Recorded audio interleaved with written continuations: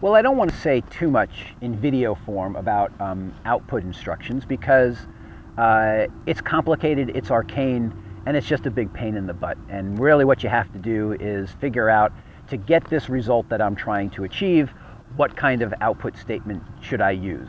And the three main results are text, XML, and HTML. And if you're simply trying to get text, that's really easy. It'll just ignore all the text. It'll ignore all the tags and only put out text. If you're simply trying to get HTML, that's pretty straightforward. It's something that will run in browsers. And the only wrinkle really is if you're trying to get something that works simultaneously as XML and HTML. When you're just putting out a website, it doesn't matter. You can just put out HTML.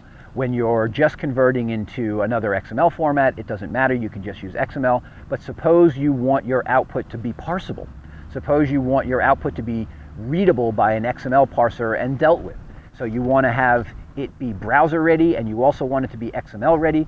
Then you have to bend over backwards a little bit and do some more sophisticated stuff.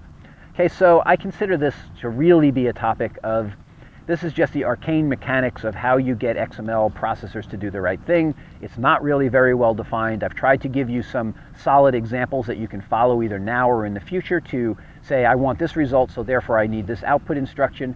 And that's kind of my attitude towards this real gearhead stuff in general. It's really not worth studying and knowing in depth, at least not in the context of this class. What really you have to just know is, I want this result, I use this kind of one.